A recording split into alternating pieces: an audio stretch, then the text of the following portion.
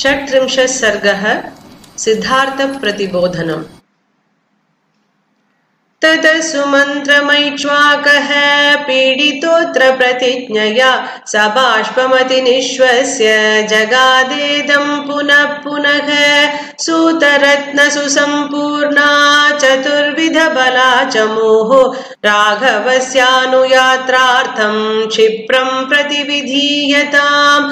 रूपा जीवाश्च वादिन्यः वणिजश्च महाधनाः शोभयन्तु कुमारस्य वाहिनीं सुप्रसारिताः। ये चैनमुपजीवन्ति रमते यैश्च वीर्यतः तेषां बहुविधं दत्त्वा तानप्यत्र नियोजय। आयुधानि च मुख्यानि नागराशकटानि च अनुगच्छन्तु काकुत्स्थं व्याधाश्चारण्यगोचराः।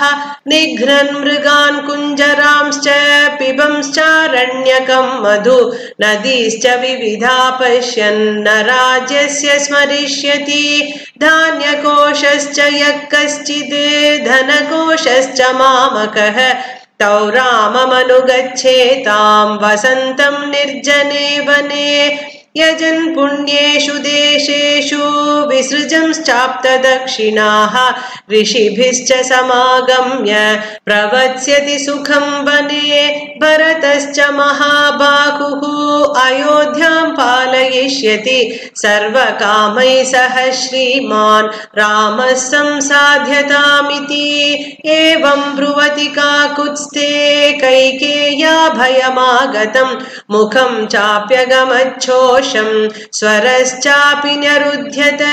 सा विषण्णा च सन्त्रस्ता मुखेन परिशुष्यता राजानमेवाभिमुखी कैकेयी वाक्यमब्रवीत्।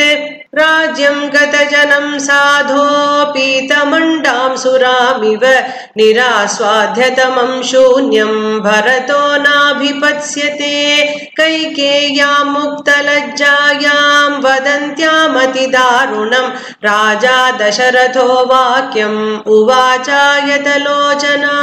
वहन्तं किं तुदसि मां नियुज्य धुरिमाहिते अनार्ये कृत्यमारब्धं किं न पूर्वमुपारुदः। तस्यैतत्क्रोधसंयुक्तम् उक्तं श्रुत्वा वराङ्गना कैकेयी द्विगुणं क्रुद्धा राजानमिदमब्रवीत्। तवैव वंशे सगरः ज्येष्ठपुत्रमुपारुधत् असमञ्ज इति ख्यातं तथायं गन्तुमर्हति। एवमुक्तोऽधिगित्येव राजा दशरथो ब्रवीत्। व्रीडितश्च जनः सर्वः सा च तन्नावबुध्यत। तत्र वृद्धो महामात्रः सिद्धार्थो नामतः शुचिर्बहुमतो राज्ञः कैकेयीमिदमब्रवीत्। असमञ्जो गृहीत्वा तु क्रीडतः पथिदारकान् सरैवा प्रक्षिपन्नप्सु रमते तेन दुर्मतिः। तं दृष्ट्वा नागरा सर्वे क्रुद्धा राजानमब्रुवन् असमञ्जं वृणीष्वैकम् अस्मान् वा राष्ट्रवर्धन। तानुवाच ततो राजा किन्निमित्तमिदं भयं ताश्चापि राज्ञा सम्पृष्टा वाक्यं प्रकृतयो ब्रुवन्। क्रीडतस्त्वेव नः पुत्रान् बालानुद्भ्रान्तचेतनः सरैवां प्रक्षिपन्मौर्ख्यात् अतुलां प्रीतिमश्नुते। स तासां वचनं श्रुत्वा प्रकृतीनां नराधिपः तं तत्याजाहितं पुत्रं तासां प्रियचिकीर्षया। तं यानं शीघ्रमारोप्य सभार्यं सपरिच्छदं यावज्जीवं विवास्योऽयम् इति स्वानन्वशात् पिता। सभालपिटकं गृह्य गिरिदुर्गाण्यलोकयत् दिशः सर्वास्त्वनुचरन् स यथा पापकर्म कृत्। इत्येवमत्यजद्राजा सगरो वै सुधार्मिकः राम किमकरोत् पापं येनैवमुपरुध्यते। न हि कञ्चन पश्यामः राघवस्य गुणं वयं दुर्लभो ह्यस्य निरयः शशाङ्कस्येव कल्मषम् अथवा देवि दोषं त्वं कञ्चित् पश्यसि राघवे तमद्य ब्रूहि तत्त्वेन ततो रामो विवास्यते अदुष्टस्य हि सन्त्यागः सत्पथे निरतस्य च निर्दहेदपि शक्रस्य द्युतिं धर्मनिरोधनात् तदलं देवि रामस्य श्रिया विहतया त्वया लोकतोऽपि हिते रक्ष्यः परिवादशुभानने